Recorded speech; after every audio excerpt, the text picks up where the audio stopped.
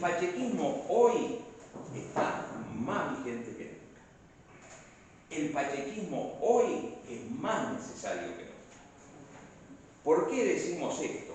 Y sobre todo porque mucha gente tiene una información equivocada sobre lo que fue la época de Pacheco, lo que fue el gobierno de Pacheco hace más de 50 años, hay que decir las cosas como son, y Pacheco se nos fue hace más de 20. Y sin embargo, hoy mantiene su plena vigencia. Y una cosa fundamental y central que tenemos que hacer es empezar a difundir la verdad de las cosas. Empezar a difundir lo que fue el gobierno de Pacheco, un gobierno que tuvo que enfrentar circunstancias excepcionales, excepcionalísimas, tanto desde el punto de vista económico como desde el punto de vista social, desde el punto de vista político y también con una guerrilla que estaba realizando actos terroristas y pretendía subvertir el orden institucional. Pacheco debió enfrentar un proceso hiperinflacionario que era terrible, que era galopante, como no se había conocido nunca en toda la República. Y fue capaz de llevar adelante una serie de iniciativas y medidas en lo económico que lograron frenar ese proceso por un lado y que lograron, por otro lado, que muchas veces la gente se olvida, defender el salario de los trabajadores, el ingreso de la gente. Eso fue una parte excepcional, una parte magnífica. Todo eso mientras tenía que enfrentar a una oposición política que era difícil, que era dura, que se interpelaban ministros permanentemente, que había un clima realmente hostil al gobierno de Pacheco. Y él salió adelante, como tuvo que salir adelante también con un movimiento terrorista como los Tupamaros, que estaban haciendo atentados, que estaban intentando, porque eso son cosas que no se dicen normalmente. Ellos lo que querían dar era un golpe de Estado, atentar contra las instituciones. ¿Para qué? Para subvertir no solamente el orden interno, como se decía, sino porque pretendían llegar al poder a través de la lucha armada. Esa era su vana esperanza, ese era su sueño, por decirlo de alguna manera. Debió enfrentar eso y debió enfrentar también una agitación social en las calles que eran épocas realmente difíciles. Solo los que la vivieron saben lo difícil que era, ¿verdad? Con gente que salía a la calle, que salía, no como quieren hacer ver a veces, a repartir bombones, sino que salían a tirar piedras, a enfrentarse a la policía, destruir vidrieras, automóviles, toda una serie de cosas que tenían por objeto justamente eso, crear una sensación de inseguridad, una sensación de caos, que estaba al servicio de ideas predominantes en aquella época, ¿verdad? Estaba la Guerra Fría, la Unión Soviética, Cuba, todas esas cosas que en definitiva hicieron que el Uruguay estuviera en una situación realmente precaria. Pacheco logró enfrentar todo eso, logró salir airoso, logró, además de estos problemas, logró una serie de iniciativas en un gobierno que fue corto, porque hay que decirlo, el gobierno de Pacheco no fue un gobierno de 5 años, fue en realidad de casi 4 años, ni siquiera llegó a los 4 años porque él asumió cuando el fallecimiento del general jefe.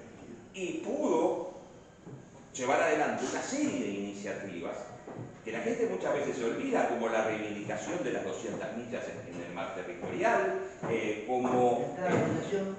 exactamente, también intentar mejorar el comercio exterior del Uruguay, y lo que fue algo así como el buque insignia, que es el Plan Nacional de Viviendas, que permitió que cientos de miles de uruguayos pudieran acceder a una vivienda digna. Y ese plan, que durante muchos años funcionó, luego se fue deteriorando. Pero se fue deteriorando ¿por qué? Por las malas administraciones que vinieron después. Y luego, hoy en día, estamos en la situación que estamos en materia de vivienda, a la cual nos vamos a referir más adelante. Entonces, eso fue el gobierno de Pacheco. Y también, digámoslo, hay que reivindicar al Pacheco líder político, que no solo en esa elección del 71 tuvo un apoyo popular muy grande, que requería naturalmente la reforma de la Constitución, que no se iban a alcanzar los votos, no se alcanzaron, pero fue el candidato más votado, que eso es algo que muchas veces la gente se olvida, sino también, como decía, el Pacheco líder político, que a la vuelta de la democracia volvió al país y volvió para ayudar, volvió para apoyar a su partido, el Partido Colorado, en el cual era minoría, pero que precisaba de Pacheco y precisaba de los votos de Pacheco para poder ganar como se ganó en el año 84, sino también cuando estuvo en el gobierno de los blancos, y lo reconocen ellos, y lo reconocían inclusive aquellos que habían sido acérrimos adversarios, por decirlo de alguna manera, supo ayudar y darle gobernabilidad, darle apoyo a ese gobierno que era de otro partido, porque primero estaba el país. Entonces, esas son las cosas que se ignoran por la mayoría de la gente. Esas son las cosas que algunos se han preocupado de tergiversar, de hacer ver algo completamente diferente a lo que fue la realidad. Y nosotros tenemos que difundirlo. ¿Y tenemos que difundirlo por qué? Por lo que decimos. Porque el pachequismo hoy está vigente y es más necesario que nunca. Porque hay algo fundamental que dejó Pacheco. Más allá de sus acciones como gobernante, más allá de sus acciones luego como líder político, fue el ejercicio del gobierno con responsabilidad, con honestidad, con austeridad, la ética en el ejercicio del gobierno y la ética en el ejercicio de la función pública, algo que lamentablemente después fue decayendo en el resto de los actores políticos. Y ese valor hoy está plenamente vigente. Y entonces decimos hoy y enfatizamos en el hoy, porque al hablar de Pacheco sí, estamos hablando de la historia, estamos hablando del pasado, pero ¿cuál es la realidad que tenemos en el Uruguay de hoy? ¿Cuál es la situación actual? Tenemos un país que hace años, que hace décadas, está en un proceso de decadencia. Vamos a decir las cosas como son, vamos a decir las cosas con total claridad. El Uruguay, que supo ser un país desarrollado en la década del 50, ¿verdad? Luego fue decayendo y se llegó a una situación en donde con pequeños periodos, ¿verdad?, en donde se mejora un poco y en donde muchas veces los gobernantes pueden presentar como gran mérito el lograr retrotraer la situación a antes de la crisis, como por ejemplo la crisis del 2002 que se debió enfrentar. Bueno, el gran éxito, ¿cuál sería? Retrotraer la situación económica y social a lo que era antes de la crisis. Y ahora que tuvimos 15 años de gobierno de Frente Amplio, 15 años nefastos de gobierno, porque tenemos que decir las cosas también con toda claridad, que naturalmente alguien me va a decir que algún acierto tuvieron, por supuesto. Claro que sí que tuvieron algún acierto, pero también tuvieron un montón de problemas, un montón de errores y dejaron al país en una situación extremadamente comprometida, porque esa es la realidad. Ellos entregaron un país con un déficit fiscal del 5%, entregaron un país que multiplicó su deuda externa de forma impresionante y que requería que quien viniera después tuviera que realizar una serie de ajustes, de cosas para lograr más o menos encaminar las finanzas públicas. Pero además, también, digámoslo, ese gobierno de Frente Amplio, insisto, más allá de aciertos o más allá de errores que pueden ser propios del gobierno, o de cualquier gobierno, tuvo otra serie de problemas tales como lo de ANCAP y sus 900 millones de capitalización que fueron necesarios, problemas de corrupción, vamos a decir las cosas como son, y desde aquello, la primer señal que hubo con el tema del casino, ¿se acuerdan?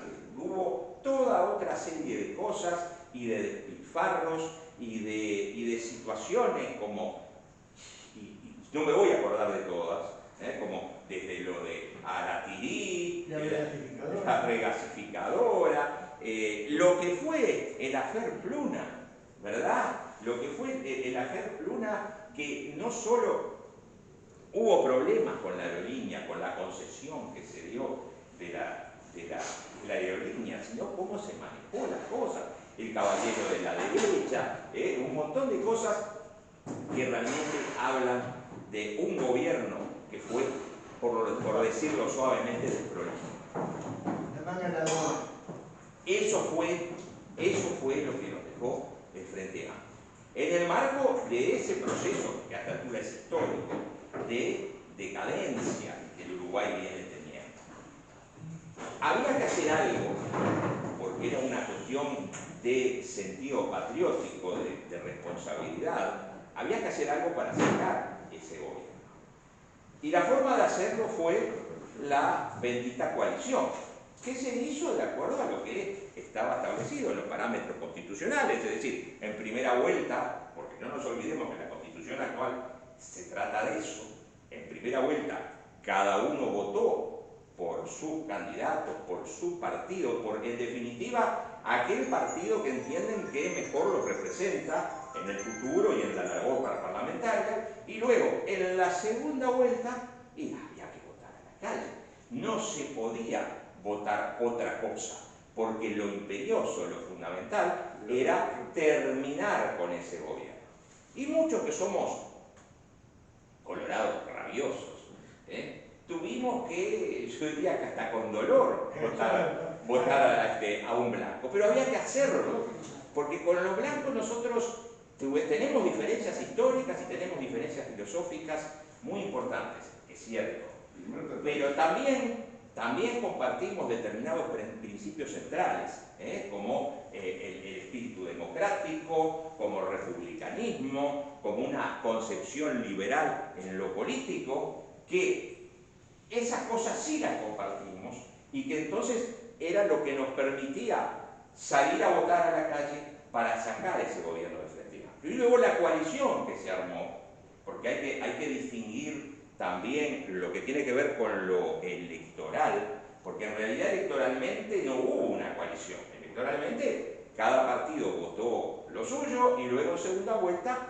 se decidió, más allá de lo que los líderes digan, que es la ciudadanía que decide, votar al doctor Luis Alberto Lacalle como presidente de la República.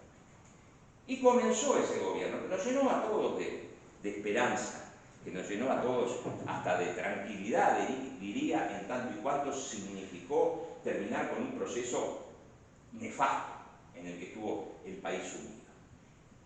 15 días después aparece la pandemia, y es cierto, eso da por tierra, con todos los planes previos que puede haber, da por tierra con un montón de cosas, y hubo que lidiar, y se lidió bastante bien, con algo que fue preocupante, no solo desde el punto de vista de la salud, sino también desde el punto de vista económico.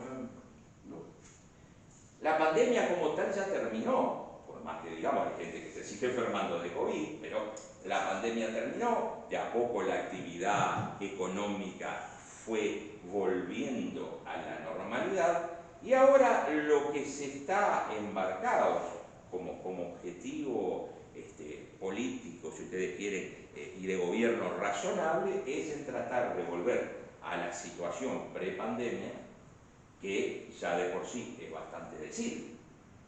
Pero también, digámoslo, que el volver a la situación prepandemia es estar en esa lógica que ha caracterizado a los gobiernos de las últimas décadas. Tratar de reconstruir algo, volver un poquito a lo que se estaba antes. Pero en el interín hay toda una serie de cosas que no mejoran. Estamos muy lejos de ese país desarrollado que alguna vez supimos ser. Estamos muy lejos del país que efectivamente queremos, no solo para vivir nosotros, sino para nuestros hijos. Estamos lejos. Y no voy a marcar, porque no es el caso, tampoco es el momento, los errores que también cometió el gobierno, que los tuvo, y tuvo una serie de cosas que, bueno, pasaron. Ese no es tampoco la cuestión de fondo. La cuestión de fondo es que hoy, pasada la pandemia, salvado el problema del Frente Amplio? Estamos en una sociedad estancada. Vamos a decir las cosas como son. Una sociedad que está estancada. Una sociedad donde hay gente que trabaja por 20.000 pesos por mes. Vamos a decir, una sociedad que no avisora un futuro de desarrollo, un futuro de crecimiento. No, estamos más o menos igual, estamos en más de lo mismo. Y entonces, justamente, es en estas circunstancias que se requiere pensar las cosas de otra manera, pensar afuera de la caja, como dicen los que trabajan esos temas como docentes. Yo no, dice Martínez y Mario, pero se usa mucho eso de pensar afuera de la caja. ¿Pero qué viene a hacer en definitiva? Viene a ser tratar de no dar por sentados determinados paradigmas y sobre todo tener objetivos más ambiciosos, objetivos que nos permitan mirar al futuro con esperanza, cosa que en la práctica no está ocurriendo. Si ustedes ven la sociedad uruguaya hoy, más allá de lo que dicen los indicadores económicos, es una sociedad que la va llevando, es una sociedad donde no hay esperanza y es una sociedad también, digámoslo, que desde el punto de vista político político partidario me refiero, está más o menos congelada en lo que estuvo en las elecciones de 2019. Dos mitades, una un poquito más grande que la otra, pero apenas, y no se avisora la posibilidad de un cambio cualitativo en ese sentido. Por eso es muy importante a futuro pensar qué es lo que como colorados vamos a decir, qué es lo que vamos a hacer, qué es lo que vamos a proponer, porque el triunfo del Frente puede estar ahí, depende de una serie de variables en ese pequeño margen de electores, ¿verdad?, de cómo interprete, de cómo incidan determinadas cosas, más allá de lo que nos guste o de lo que no nos guste. Entonces, ¿qué queremos decir con esto o hacia qué vamos?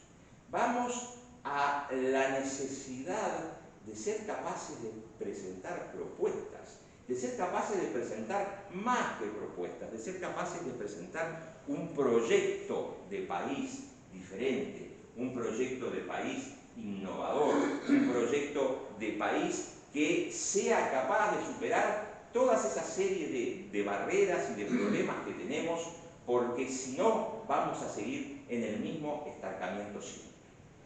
Pero ese proyecto tiene que estar con ciertas características que muchas veces no las vemos.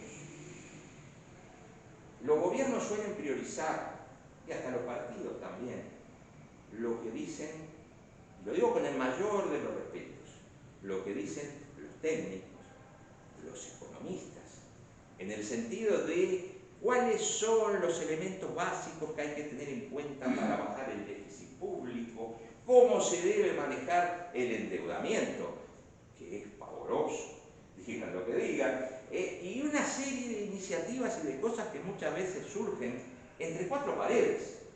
Y estoy hablando tanto de ese punto de vista como lo de las cúpulas partidarias. Y se pierde muchas veces el norte en el sentido de cuál es el centro de las propuestas que es necesario llevar adelante.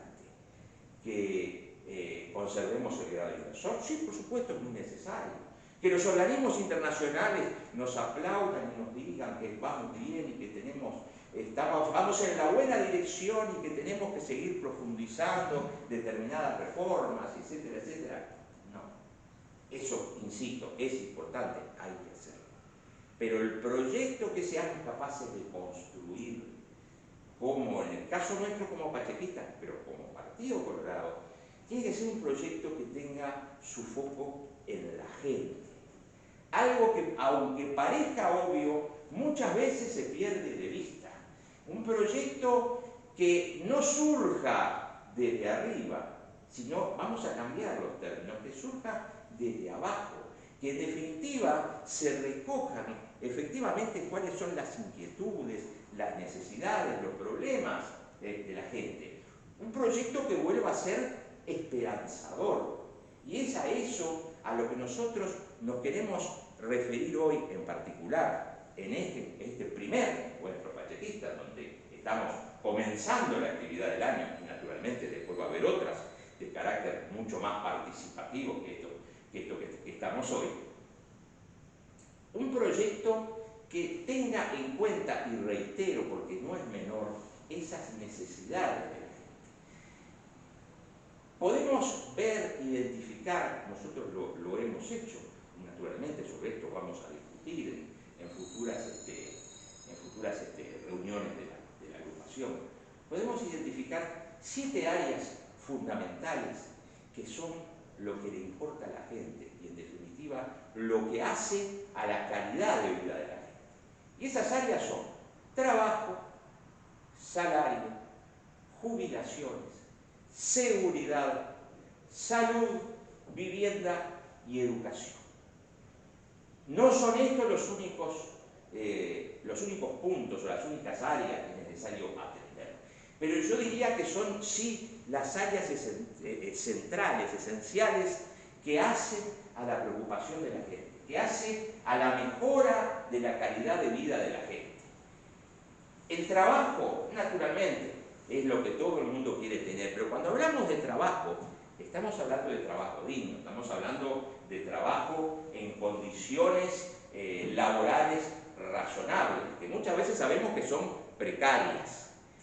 Para eso no es necesario, o no alcanza, mejor dicho, con la mera voluntad de que así sea. Hay que llevar adelante una serie de medidas que incentiven, y ahí vamos a los economistas, que incentiven la inversión privada, es cierto, que mejoren lo que se ha dado en llamar muchas veces el clima de negocios, que mejoren y que faciliten la posibilidad de abrir nuevos emprendimientos y por sobre todo, en esto sí hay mucho que hacer, que mejoren la competitividad de esos emprendimientos.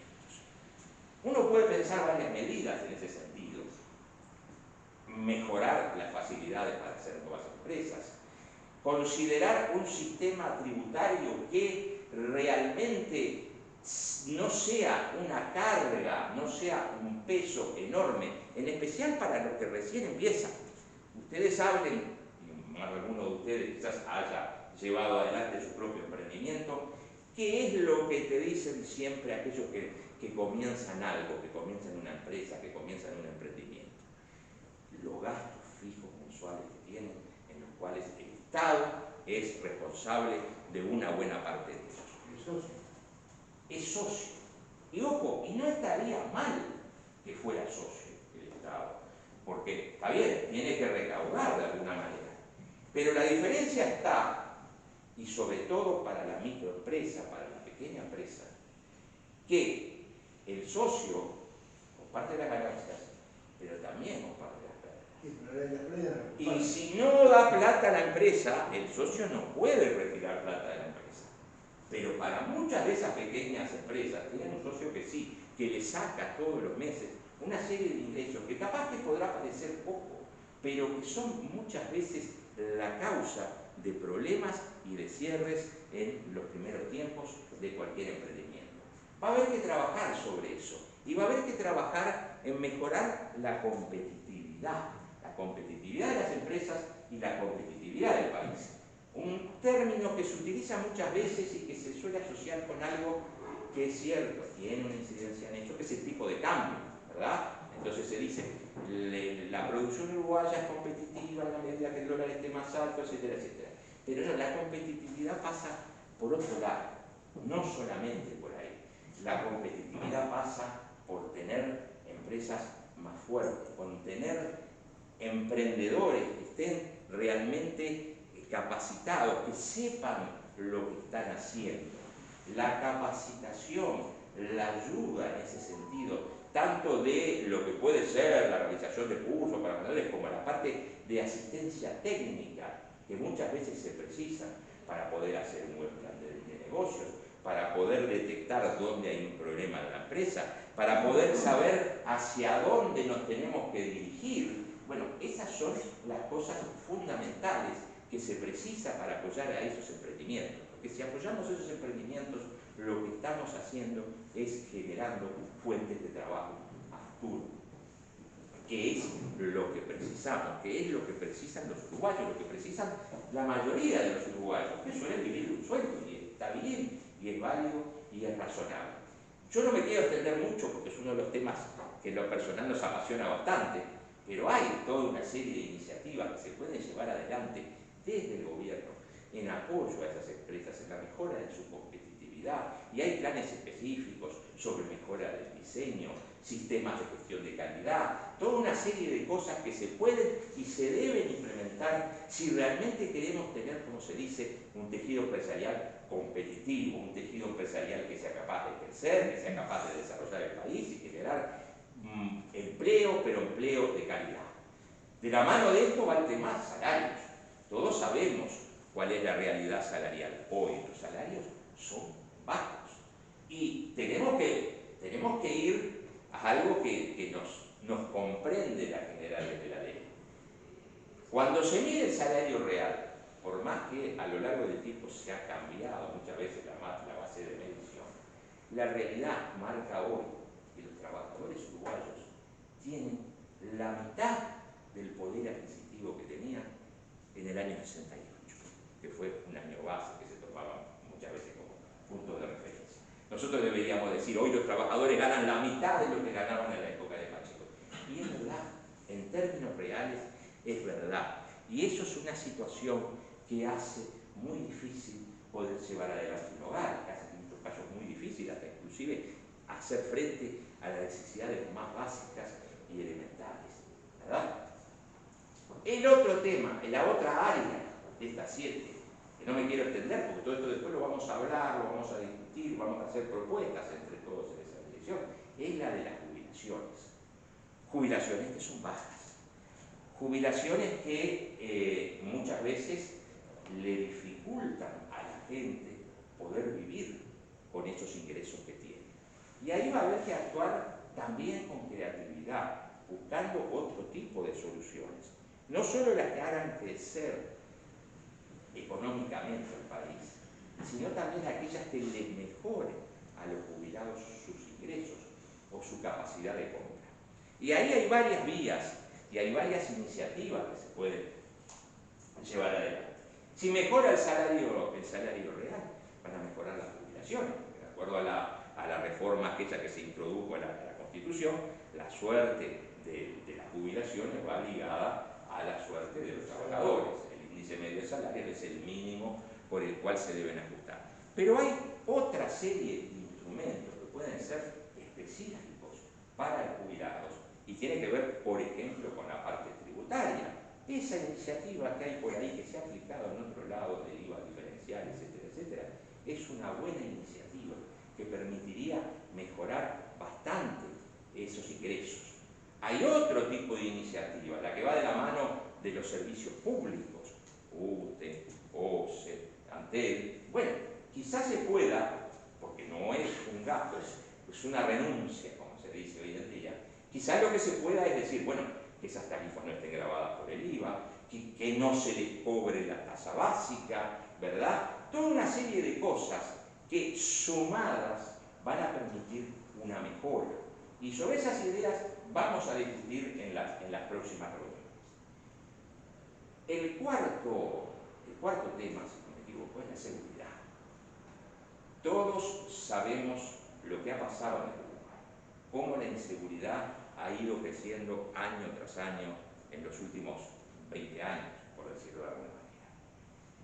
Este gobierno logró como poder un freno a ese crecimiento, pero todavía estamos lejos de los niveles de seguridad que desearíamos. Estamos lejos de lo que supo ser el Uruguay años atrás. Y ahí también va a haber que meter la mano, va a haber que meter ideas, pero también acciones tendientes a lo que es el combate, por ejemplo, de un flagelo terrible para la gente, para la sociedad, pero también terrible para todo el sistema, que es el narcotráfico. Pero si está metido en No diga nada. El narcotráfico hoy es un flagelo que el Uruguay está enfrentando, y lo está enfrentando, digámoslo que lo está enfrentando. no lo deja. Porque es un hecho, si ustedes cuando ven las cifras de incautación de drogas y demás, en estos 3 años de gobierno de coalición, se incautaron más toneladas de drogas que las que se incautaron en los 15 años de gobierno del Frente Amplio. Pero la cosa no pasa solo por ahí, pasa por otra serie de problemas que también van de la mano, a esa crisis que nosotros decimos que el Uruguay sufre, que es una crisis social, pero que también es una crisis moral. Se han perdido muchos valores, se manejan en determinados ámbitos ideales de cuál es la forma que tengo de hacer plata, cuál es la forma de ser rico, y todos sabemos que lamentablemente no es muchas veces la forma del trabajo honrado, no es la forma del esfuerzo, sino que se busca, porque el narcotráfico se mete en todos lados. Esa es la realidad y es algo que tenemos que enfrentar. Siempre teniendo presente que se debe hacer en el marco de la Constitución, en el marco de la ley, como lo hizo Pacheco con otra cosa que en su momento era extremadamente grave. Muchos hablan por ahí, le cantan loas a Bukele, ¿verdad? Por el trabajo ese que está haciendo contra las maras, los 60.000 detenidos, la nueva cárcel. Que se están viniendo para Rosario, para Argentina, que están disparando de allá para acá. Bueno, esas cosas pasan, tenemos que estar muy atentos. Nosotros no decimos que haya que llegar a esos extremos, pero sí va a haber que llevar adelante una serie de cambios importantes en lo que es la política de combate al delito y en lo que es la policía. Vamos a decirlo con toda claridad. Sigamos con los temas, para no aburrirnos. Después yo voy a escuchar a Gadea cuando, no, hoy no, en la próxima, ¿verdad? Hablar de esas cosas. Sigamos con los temas, sigamos con las áreas. Lo siguiente, decíamos, tiene que ver con la salud. ¿Qué pasa con la salud en el Uruguay? No, mal no está, vamos a ser honestos. Pero también es cierto que muchas veces la gente enfrenta una serie de problemas a la hora de ir a atender su salud que son difíciles, desde el costo de los tickets famosos, los medicamentos, las órdenes, ¿verdad? Y también lo otro, la dificultad que hay muchas veces, las esperas enormes que hay para poder acceder a un especialista de algo, ¿verdad? Esas son todas cosas que va a haber que mejorar, y mejorar en serio, porque se da la paradoja, por ejemplo, en el caso de algunas mutualistas, en donde usted va y pide tal especialista y le demora 3 meses. Ahora, si usted está pagando la cuota adicional, que de todo le han puesto algún nombre distinto o lo que sea, usted tiene al especialista el otro día, ¿verdad? La cuota, exactamente. Entonces ahí hay algo que va a haber que corregir, hay algo que va a haber que solucionar y que la gente precisa eso. Y sobre todo los que más padecen este tipo de problemas son justamente los jubilados. Son quienes, porque tienen ingresos más bajos y porque al mismo tiempo también tienen una salud más precaria. Exactamente. Entonces se les vuelve muchas veces prohibitivo eso. Siguiente tema, el sexto, la vivienda. Ahora vamos a terminar con la educación. La vivienda. Nosotros vemos, y todos ustedes lo saben, hoy en día en el Uruguay, el que quiera alquilar, se encuentra que los alquileres son caros. Ojo, y son caros comparados con qué? Comparado con lo que la gente gana, porque esa es la realidad, son extremadamente caros. Lo mismo lo que tiene que ver con el valor de las viviendas, el valor del metro cuadrado de construcción, etc. Estamos en situaciones que realmente son difíciles. Uno ve ejemplos a veces, cuando ven los avisos, ¿verdad? Dicen vivienda social promovida 2 dormitorios, $150.000. Si esta es la promovilidad, pues será difícil. que será la otra. ¿Y quiénes pueden acceder a eso? Y es poca gente. Y ese es un tema que no es menor, que es preocupante y sobre el que también va a haber que trabajar. Quizás tengamos que intentar reeditar, con la lógica del siglo XXI, un plan nacional de vivienda similar al que llevó adelante don Jorge Pacheco Areco, que en aquel momento fue una muy buena solución y que hay que tratar de llevar adelante algo por el estilo. Y finalmente la educación. La educación hoy está embarcada en un proceso de, como le llaman, transformación educativa. Lleva ese nombre, la transformación educativa. Que esperemos que llegue a buen puerto. Que todavía está en pañales. Que todavía vemos que ha habido, sí, algún cambio de nombre. Ahora, primero, segundo y tercero del liceo pasó a ser séptimo, octavo y noveno grado. Se habla de modificación de ahora por competencias, etcétera, etcétera. Y del otro lado tenemos a los sectores del Frente Amplio que se oponen tajantemente, se oponen radicalmente a cualquier tipo de transformación, por pequeña que sea. Por pequeña que sea, ellos se oponen. Y uno de los argumentos que dan, que causa gracia, es el que la educación no debe ser un lugar para formar trabajadores para el futuro. Ese es el argumento que usa. ¿Pero analfabetos? Sí, dígame. Para mí el Frente Amplio le sirve el pueblo ignorante. Señora, eso lo dijo Carlos Marx. No sé. El más ignorante es el pueblo. No sé. Eso es otra cosa, pero a ver. No oigo a nadie. A ver, vamos a seguir. Y usted sabe, hay una cosa que es curiosa, porque muchas veces se habla de modelos educativos, que los hay, unos muy interesantes. El de Finlandia es la estrella en el mundo. ¿Y ustedes conocen algo sobre el sistema educativo cubano? ¿Conocen algo? ¿No vieron alguna vez algún video donde van todos esos chiquitines uniformaditos, Con la banderita, todos en fila con la banderita, cantan el himno, lo que sea, donde reina e impera la disciplina? Y una de las cosas que dice, lo que viene a ser el organismo cubano de educación, es que hay que transformar ciudadanos que sean capaces de trabajar en pos de la revolución, de Cuba y demás. Entonces, es curioso porque los mismos que acá cuestionan eso, sin embargo, ellos filosóficamente están con un modelo que tiene entre sus objetivos principales el formar gente para el trabajo. Y lo dicen todavía desde algo, y es lo que nos debe preocupar a todos, desde una realidad que estamos viendo, porque claro, ustedes me dirán, bueno, capaz que tienen razón, en el sentido que, ¿qué estamos formando hoy en el Uruguay?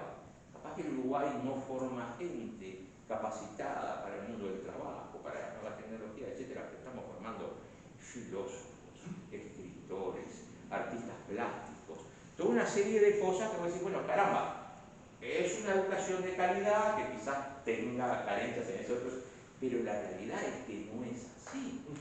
Alcanza con ver que también se resisten a eso, el resultado de la famosa prueba PISA, porque ahí es donde se puede comparar el nivel en el que estamos. Alcanza con conversar o con ver con los chiquilines que están, no ya en la escuela, que están en el liceo, y ver la cantidad enorme de carencias que tienen, que no saben No sé hacer una redacción. bueno, no saben leer y escribir correctamente, no saben interpretar textos, no, en algunos casos hasta no están en condiciones de hacer fluidamente las 4 operaciones matemáticas básicas. No tienen la más mínima idea sobre historia. Pregúntele usted en un feriado, ¿Qué 25 de agosto? ¿qué estamos festejando hoy? El día del comité de base. Y no le van a saber contestar. Entonces, esa es la realidad de la educación hoy. Esa es la realidad que hay que cambiar. Naturalmente que apoyamos el esfuerzo de Robert Silva en esa dirección, por supuesto. supuesto que lo apoyamos. Pero seamos conscientes de una cosa, esto recién está empezando. Y tenemos que ver si efectivamente esa reforma es exitosa y si efectivamente es tan profunda como se nos quiere hacer ver. Porque me temo que es todavía un poco embrionario, superficial.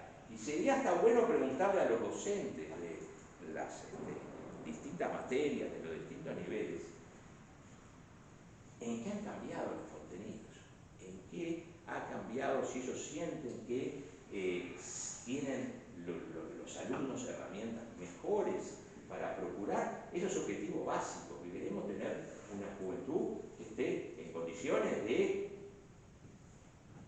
integrarse al mundo. Y cuando digo integrarse al mundo me refiero al de afuera y al de acá, ¿verdad? Y ahí es donde tenemos que trabajar y mucho, y cualquier programa que se pretenda llevar adelante tiene que tener en cuenta esas cosas. Entonces, para redondear un poco esto de hoy, que es, insisto, este primer encuentro, nos tenemos que embarcar, como pachequistas tenemos la responsabilidad, y como colorados también, en la construcción de un futuro que sea capaz de mejorar la calidad de vida de la gente sustantivamente. Nos tenemos que embarcar en la construcción de un proyecto que no venga desde arriba, sino que surja desde abajo, con el aporte de todos, pero que sea capaz de impulsar esas cosas que entendemos que son prioritarias y que sean capaces de mejorar la calidad de vida de la gente, porque de eso se trata, y siempre dentro del marco de lo que nos enseñó don Jorge Pacheco Arena, que es que la ética, la responsabilidad en el ejercicio del gobierno, en el ejercicio de la cosa pública. Y tenemos que, naturalmente, porque colorados somos, impulsar la transformación de este, nuestro partido, que debe volver a ser el escudo de los débiles, como fue definido hace un siglo. El Partido Colorado es el escudo de los débiles. Y no como algunos piensan hoy en día que es el escudo de los empresarios o el escudo de... No, es el escudo de los débiles. Ese es el Partido Colorado que queremos. Ese es el Partido Colorado que tenemos que construir. Y esa es en definitiva la propuesta que tenemos que ser capaces de impulsar. Una propuesta que surja desde abajo. ¿Por qué? Para que tenga en cuenta cuáles son las verdaderas y reales necesidades de la gente. De eso se trata. Ese es nuestro compromiso que asumimos hoy. Todos los que estamos aquí y los que no vinieron también, ¿verdad? De trabajar en esa dirección. Queremos un Uruguay mejor, queremos un partido mejor, pero de la mano de ideas nuevas, ideas renovadoras, pero de la mano, e insisto sobre todo en eso, de lo que es la ética, la responsabilidad y la austeridad en el ejercicio de la política y de la cosa pública, como nos enseñó con su ejemplo don Jorge Pacheco Arena. Muchas gracias.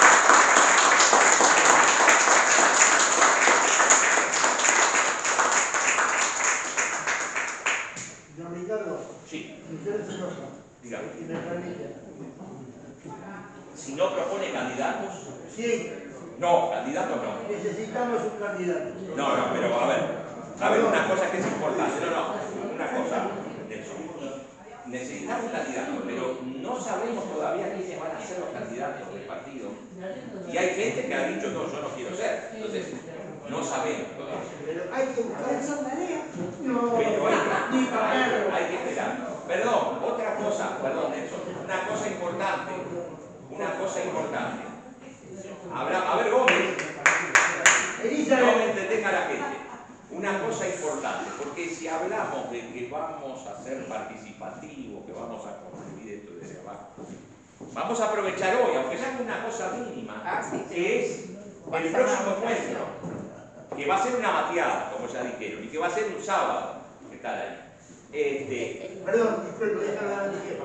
Sí. ¿Cuándo quieren que sea? Tenemos dos fechas posibles, porque había acá un problema en la casa del partido, que son 29 de abril, sábado, 3 de la tarde, cosa que tenemos la tarde, tranquilos, para matear, tomar café o lo que sea, y todos podemos hacer uso de la palabra.